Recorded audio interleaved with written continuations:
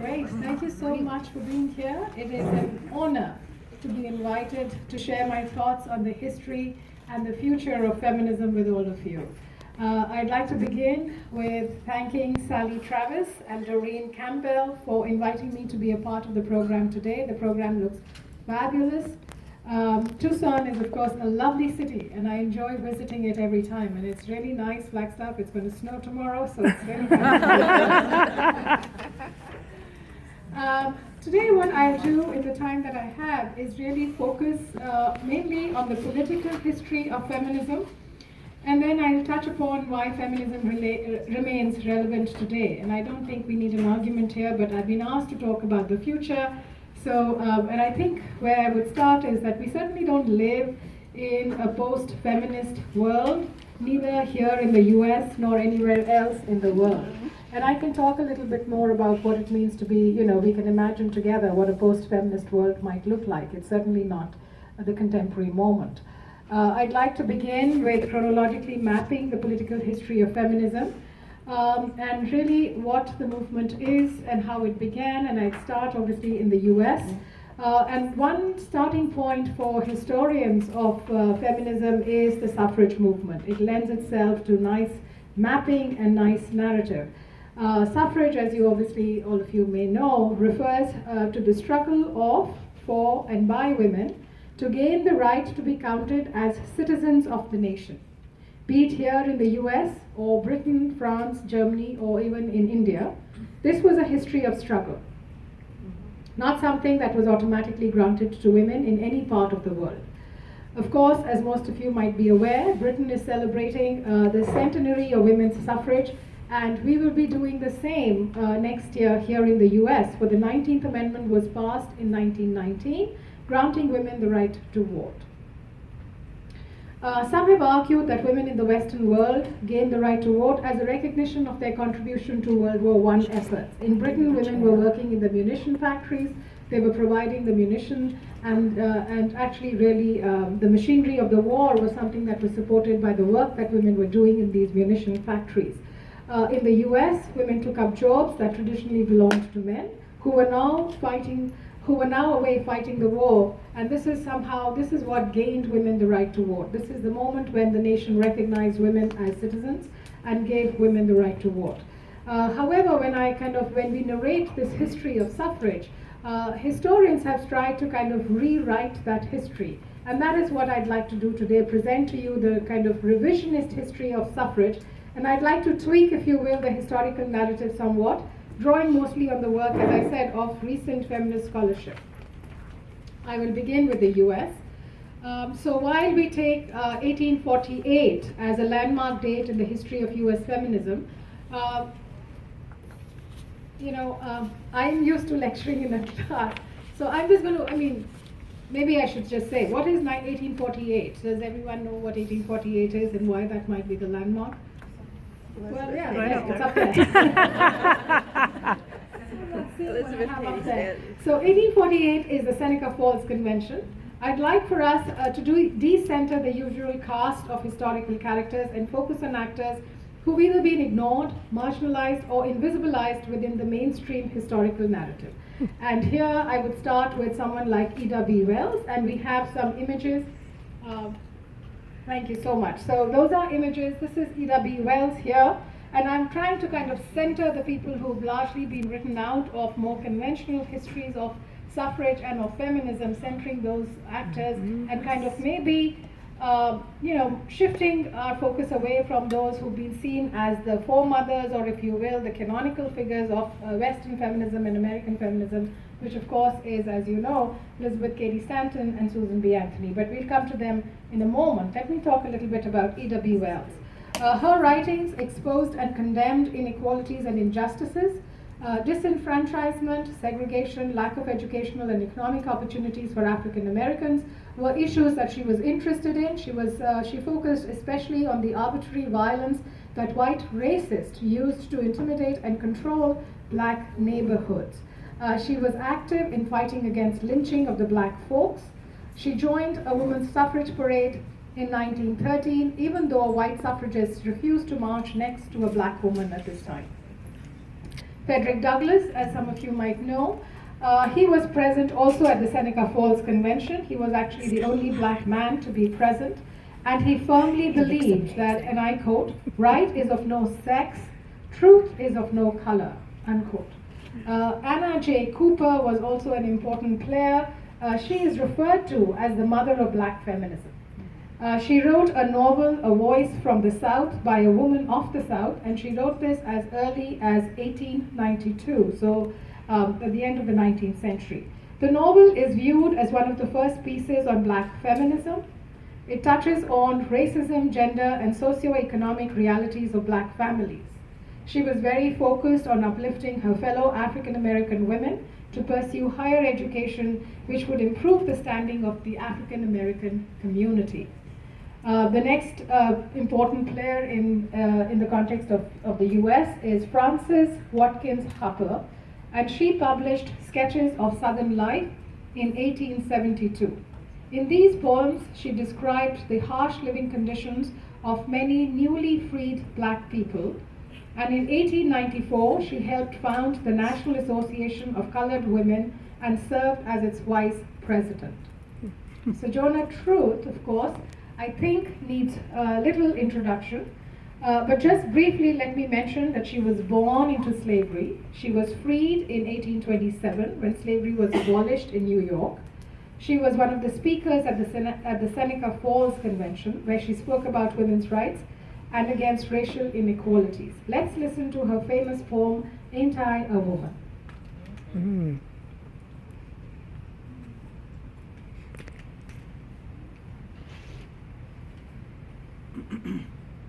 One, go back one. That's all right. Go back one. You got it. Sometimes it's hard. Sometimes it's really difficult to get the right screen.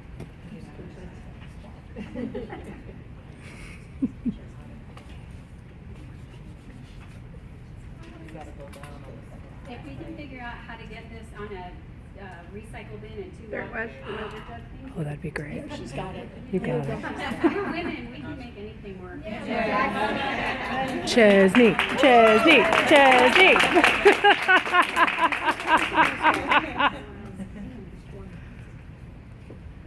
She's got the right screen.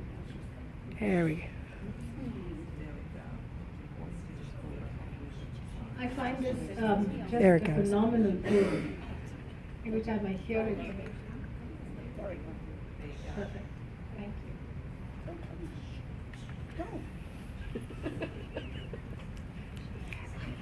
Hey, got it.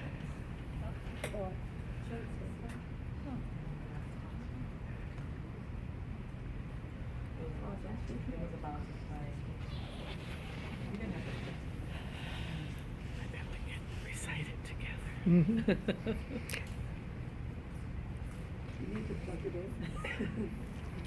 Thinking, thinking.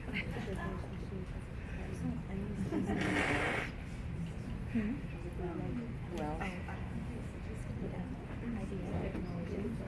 no, I mean,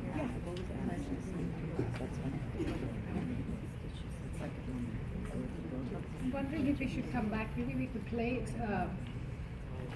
later. Sure. Yeah. Sure. Once it freezes. Okay. All right. We'll play that again, and maybe at the end we'll just play it because I find it to be one of the most inspirational poems of feminism, and I think the reason I also wanted to share this with you is to just give you an idea and give you a sense that the history of feminism has been one which is deeply intersectional, but traditionally it's not something that's been highlighted. The dominant leaders of the American and the British suffrage movement, actually, I would argue, were deeply racist. Susan B. Anthony and Elizabeth Cady Stanton, were both deeply opposed to the 15th Amendment, which was ratified in March of 1870, and the 15th Amendment gave the black man the right to vote before the white woman. Yeah. Some feminist scholars have argued defensively that this was not the best moment of the feminist movement.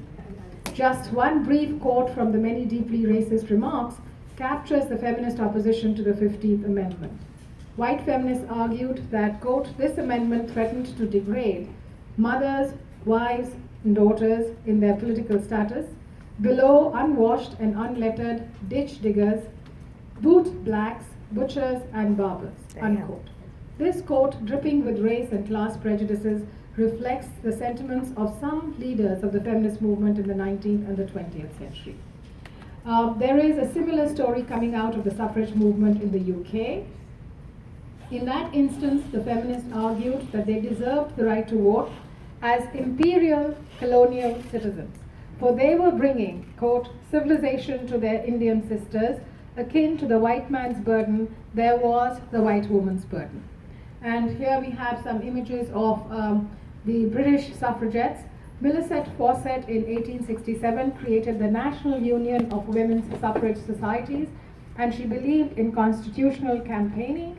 The Pankhurst women were important in the suffrage movement in the UK. They created the Women's Political and Social and Political Union in 1903, and they did not believe that petitions and leaflets would get them anywhere. So here you have a sense that feminism from the very beginning has more than one political idea of gaining and winning their rights, or winning the rights that they were fighting for, or kind of addressing the agendas that they had put on the table. In 1913, Emily Davidson threw herself in front of the King's horse at the Epsom Derby and was killed. So there was also this one important figure who actually lost her life fighting for women's rights in Britain. I don't know how many of you have had a chance to watch the film Suffragette. It's been critiqued for whitewashing the movement. Yes. And here we have someone called Princess Sophia Duleep Singh from the royal family in Punjab, North India. She settled in Britain and was active in the suffrage movement there. There is now a documentary on her that was recently released, which is titled Sophia, Suffragette Princess. This was released by the BBC, and BBC journalist Anita Anand is the one who made this film. NPR featured her in 2015, featured Sophia Duleep Singh, Princess Sophia Duleep Singh. Moving on, in the Indian instance, organized political feminism was represented by the All India Women's Conference that was set up in 1927, and it exhibited similar instances of elitism. And in the case of India, this was directed towards mainly working class women, and in some instances, Muslim women. The legacy then of the suffrage movement here in the US and of feminism elsewhere, especially in the way that it has been presented till recently, has understandably given rise to some suspicion of the movement among women of color in the West and working class poor women and Dalit women in India. Some have gone so far as to argue that feminism is an imperial gift. Leading South Asian feminist scholar Gayatri Spivak has diagnosed an underlying logic of the imperial project, where she argues it is about, quote, white men saving brown women from brown men. Additionally, imperial feminism can take the form of white women saving brown women from brown men, unquote. How is this idea perpetuated, and how best might we interrupt it? One way is through the histories we narrate about feminism as an all-white liberation movement. As a brown woman myself, I believe feminism belongs and can be claimed across race and class divides. The new history that scholars are unearthing in recuperating feminist actors that I introduced very briefly here, demonstrates to us that women of color have been part of this liberation movement from its very inception. Besides suffrage, the history of reproductive rights also captures the rich politics of feminism with all its complexities and nuances. Birth control was a term that was coined by Margaret Sanger, as some of you might know, in the early 20th century. However, while being a pioneer in promoting women's rights to control over their reproductive bodies, she also espoused eugenicist and Malthusian ideas about population, especially when writing about black bodies and sexuality, and about places such as India, China, and the Caribbean. And I think we have a picture of Margaret Sanger. That is actually the woman from India, Duleep Singh, and that is Margaret Sanger. All right.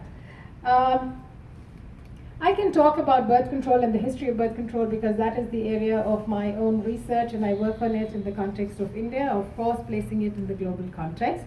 However, I was also asked to speak a little bit about the future of feminism. So let me shift gears and catapult us from the past into the future. And there's a connection to kind of talking about the history to the future, because what we would like to do in talking about the future is to ensure that we don't repeat the errors of the past. And in some ways, I think we are at a point where we have recognized the problems of not incorporating a more diverse narratives and a more diverse understanding about women's positions in the contemporary period and also in the history.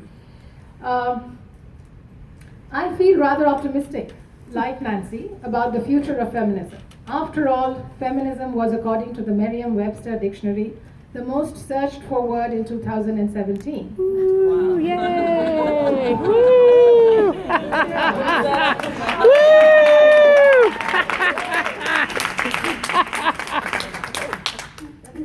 Today I will present some of my fledgling thoughts on the future of feminism. I present these with a caveat that these are very incomplete ideas and this is very much a work in progress.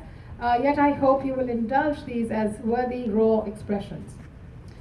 We are witnessing a moment where feminist critiques of sexism, sexual assault, and sexual violence have come to shape popular global discourse, moving the feminist conversation beyond the isolated and the hallowed confines of college campuses and academic journals.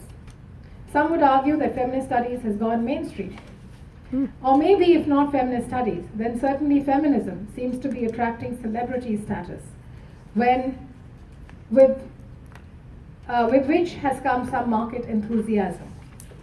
Johnny Walker has recently come out with Jane Walker, its limited edition of single malt whiskey, giving us permission to drink in her name. That takes care of the other years.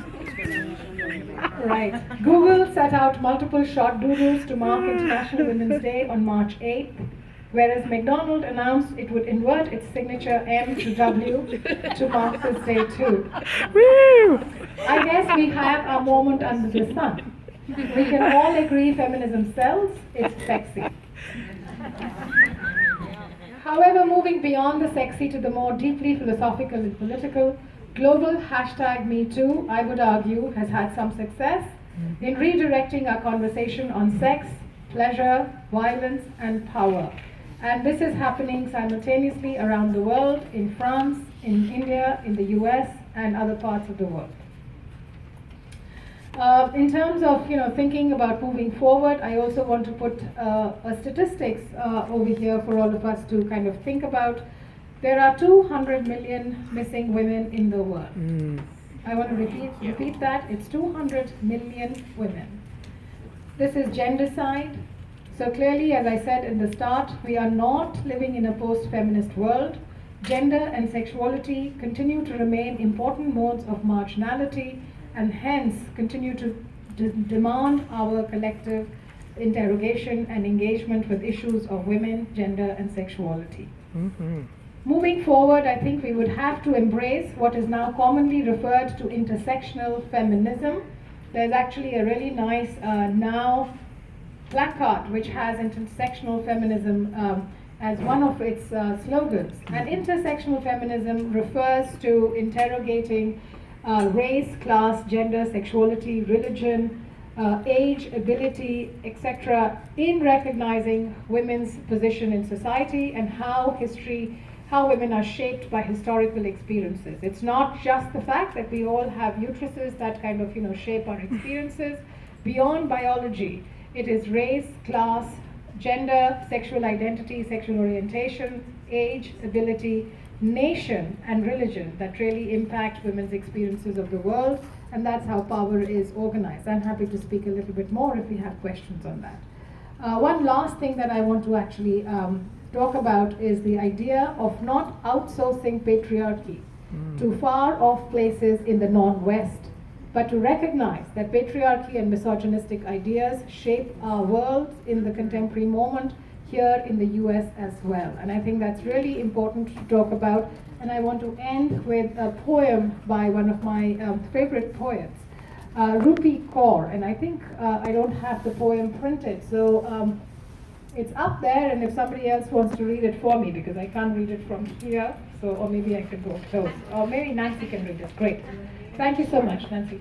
I want to apologize to all the women I have called pretty before I've called them intelligent or brave.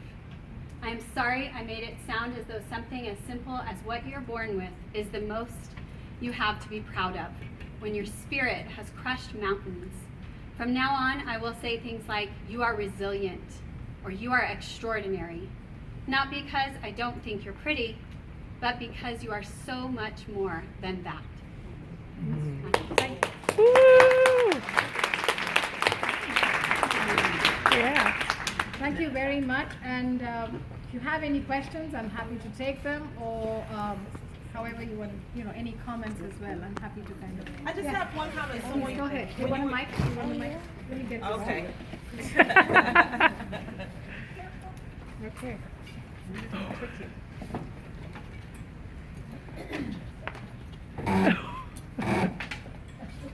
Yeah. Could we have made that more difficult?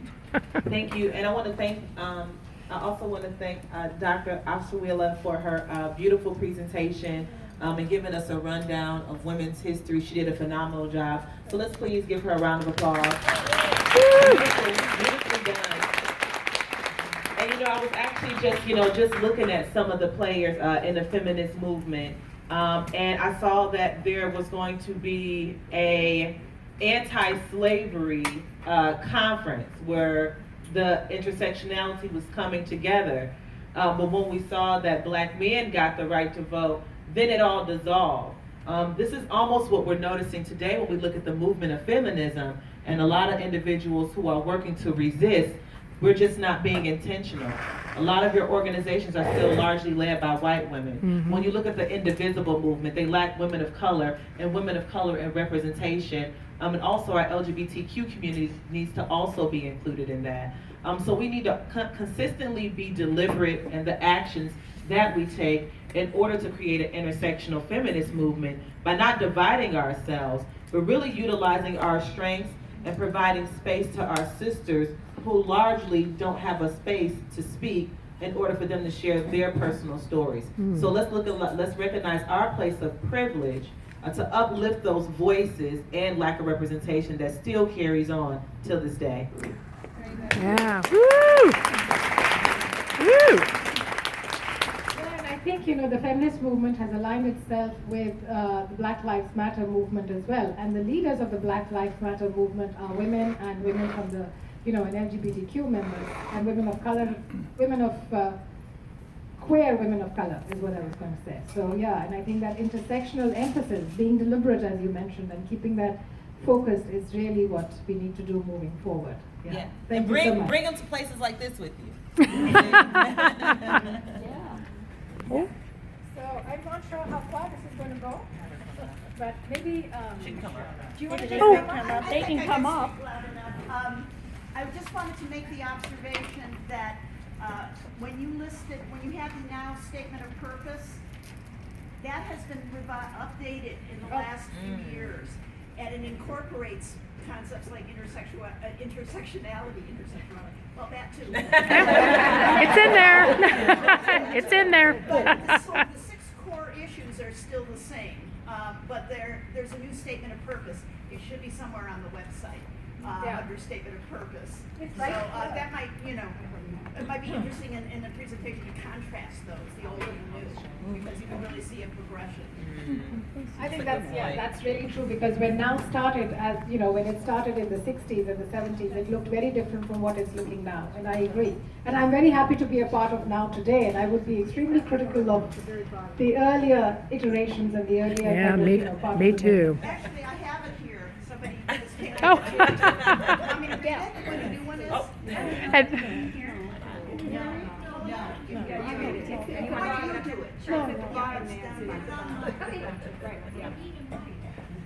yes.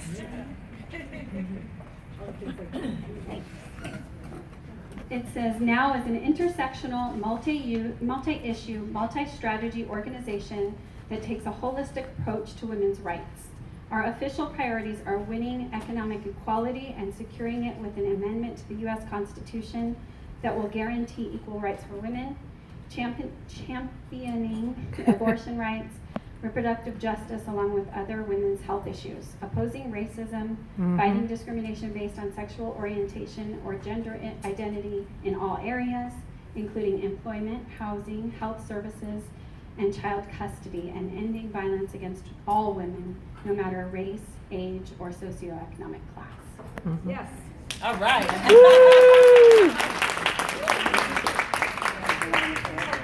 Yes, do you want to come up or? That's not me. Hi, Danielle. I just have a very quick question. You use the term gendercide Yes. rather than femicide. Can you talk about that a little bit? Yeah. Actually, maybe you're right, because this number, the number that I presented, 200 million, actually only refers to missing women. It does not refer to, gender non-conforming people or transsexual or transgender people either. So I think you may be right. It might be femicide is probably the word that I should have used. So yeah, you're right. Yeah, and since we live so close to an area where Exactly. such femicide Happens, as yes. well as it happens everywhere, but there are political reasons for it as well, And I think that's well said. It happens everywhere, and it takes a different form in different parts of the world. From where I come in India, we are talking about sex selection abortion, which has been the new numbers are, I think, and I think I have this right, is 64 million missing girls and women, and 21 million unwanted girls, and we're talking about India. But yeah, it is not, as I said, let's not outsource patriarchy, let's not outsource misogyny. It's very much a part of the here and now as well. So thank you, you're right. I think it should be femicide. Yeah. okay, I just wanted to make sure, because terms change. Yes, and feminism has a lot of vocabulary. Yeah. Nice. Anybody else? Oh yes, okay. What can we do? How can we be more effective to get rid of income inequality? Women are still across all races getting paid less than their male counterparts. And at the same time, Trump has defunded the EEOC. So what can we do to address one of the biggest problems I think that women has is our ability to thrive economically? Yeah, and I think, thank you for that question. Clearly, I don't have the answer. Sorry. So the question is about income inequality that women face in the contemporary period, and across the board, women face income inequality. And I think, I think having this centered in the conversation, making it part of the public discourse, continuously chipping away at the idea that somehow it's okay to pay women less than paying men for the same job. I think that's how the change is going to occur. And when women are in positions of power, they are addressing these issues. We have a professor, I think, at ASU who has, who's contested the inequality in pay, and it impacts women across the board. So I think keeping it as part of the conversation, constantly kind of, returning, making sure that this issue is addressed. It's not something that is invisibilized, it's not something that goes away, and clearly it hasn't. It's been on the board, it's been something that feminists have been addressing from 1970 onwards, right? And maybe there's a campaign that now is undertaking to kind of get the ERA finally ratified and passed, right? It hasn't been ratified, and I don't think has it been ratified in Arizona? I was checking. No. So no, not yet. So I think there's work to be done, and it has to be done collectively. So thank you for that question. Yeah. And may I offer that one of the best ways we can do to bring this about is to vote the correct way, and all of us need to vote in November. Woo! November and August. Yes. Just vote early and often. Early and often.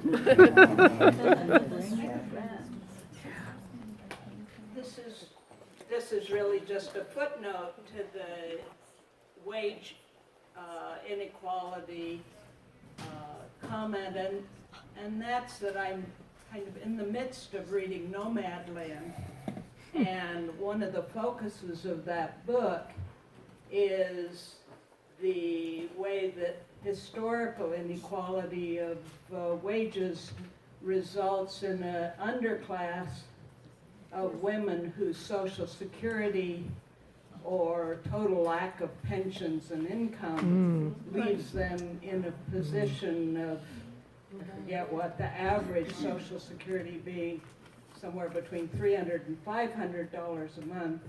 So they've retreated to relying on vans or RVs because, of course, your housing is your most expensive budget item. So I think that things like the attacks on Social Security and in conjunction with that, making sure that we present some sort of bottom line income across age, which of course you mentioned, is also an important factor. And I encourage everyone to read this book, which I thought was about tourists. Yeah, thank you. I just want to say that, scholars have written extensively about feminization of poverty, the phenomena where women are the poorest sections of, of societies around the world. So yeah, thank you for that comment. Thank you. I think, thanks.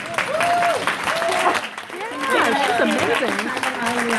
A big round of applause. Thank you. So right now we're going to take a 10-minute break to set up our panel. Please get some refreshments back there. The restrooms are back here. You're welcome to step outside. Thank you so much.